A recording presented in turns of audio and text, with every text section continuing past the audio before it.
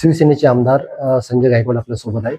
भाऊ, भोंदूबाबाचं प्रकरण संपूर्ण देशामध्ये राज्यामध्ये गाजत आहे.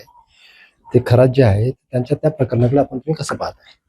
या भोंदूबाबा खरातने देश, राज्य, धर्म, साधू, संत, देवी देवता या सगळ्यांना कलंकित केलेलं आहे. महाराष्ट्राची प्रचंड प्रमाणात बदनामी केली, हिंदू धर्माची प्रचंड प्रमाणात मोठ्या प्रमाणात बदनामी केलेली आहे.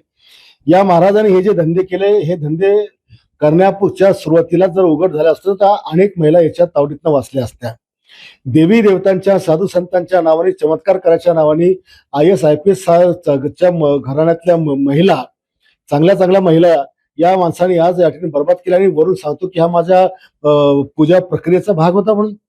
अशा महिला कलंकित केल्या. याला तर ठेचून काढलं पाहिजे, याला गोळी घातली पाहिजे. असा नराधम या मातृभूमीवर जगता कामा नये. परंतु हे सगळं करताना ज्या पद्धतीनं काही लोक केसर करावर कारवाई करा, आमदार इतके गेलेत, मंत्री इतके गेलेत, एकनाथ शिंदेला 17 कॉल गेले. अरे 17 कॉल जाऊ दे की 1760 जाऊ दे, एकमेकांच्या चौकशी करण्याकरता जर फोन गेले असतील आणि आमदार खासदार, आम्ही इतके महाराष्ट्रात फिरतो, कोणी येतं आमच्यात फोटो करतो, आम्हाला माहिती का नंतर तू कुठे आतंकवादी निघणार आहे का बाबा निघणार आहे, आम्हाला माहित असतं का? आम्हाला माहित असतं आम्ही त्याला उभं केलं असतं का? पण त्यांना त्या सगळ्या लोकांचा याच्यातल्या एकाही कृत्यामध्ये डायरेक्ट इनडायरेक्ट सहभाग असेल तर निश्चितपणे कारवाई करा, त्याला आम्ही काही मना करणार नाही.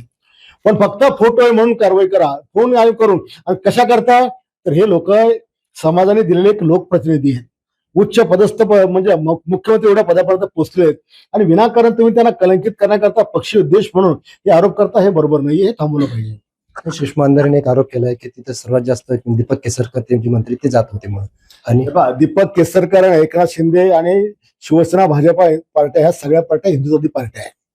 ह्या साधू संतांना मानणाऱ्या, ह्या देवी देवतांना मानणाऱ्या पार्ट्या आहेत, जागोजागी मंदिरं उभारणाऱ्या पार्ट्या आहेत आणि पूजा अर्चना करणाऱ्या पार्ट्या आहेत. सगळ्या संतांच्या धर्माच्या जयंत्या साजरा करणाऱ्या पार्ट्या आहेत. आणि त्याच्यामुळे असा कोणी साधू संत देवी देवताचं मंदिर बांधून पूजा करतो तर लोक जातातच. केसरकर तर आम्ही त्यांच्या गाडीत फिरलो, कुठेही गाडी दिसली की मंदिर थांबायचे. तो भावनिक माणूस आहे. एखाद्या माणसानं भावनिक होणं गुन्हा आहे, एखाद्या माणसावर त्यांनी विश्वास ठेवणं गुन्हा आहे. जेव्हा त्यांना हे सगळं कृत्य त्यांनी पाहिलं असेल, त्यांना माहित असेल, त्यांना त्यांच्या सगळं समोर हे होत असेल तरी ते जात असतील तर ते गुन्हेगार आहे 100%. पण त्यांना काही माहितच नाही. हे नंतर सगळी पाप त्याची उघडी झाली आणि आधीचे फोटो तुम्ही दाखवत असाल तर याला काही अर्थ नाहीये, कोणाच्या मागणीला पण काही अर्थ नाहीये. अंजली दमानी यांनी असं म्हटलं की आता त्यांचे 17 कॉल तपास जे एकनाथ शिंदे साहेबांनी केलेले आहे म्हणून त्यांचे 1760 तपास नव बाई, तू दमानिया बाई 1760 काल तपास. पण एकनाथ शिंदे सारखा माणूस उपमुख्यमंत्री झाला, जो ज्यांनी लाखो करोडो लाडक्या बहिणींचं हित जोपासलं, या राज्यात त्यांनी देशालोकांकरता काम केलं, असा माणूस अशा काही भांगणीत राहू शकते का? कोणावरही टीका करायची, मोठं व्हायचं, हा धंदा या बायाचा आपल्या. या लोकांनी याच्या पुढे खबरदार आमच्या एकनाथ शिंदेचं नाव नाही घेतलं पाहिजे कोणत्याही बाईनी. तर हे आपल्या सोबत शिवसेनेचे आमदार संजय गायकवाड होते. महाराष्ट्रातील सर्व बातम्यांचे विश्वासार्ह व्यासपीठ, सकाळच्या सर्व सोशल मीडिया प्लॅटफॉर्मला लाईक, फॉलो आणि सबस्क्राईब करा. तसंच सर्व नोटिफिकेशनसाठी बेल आयकॉन प्रेस करायला विसरू नका.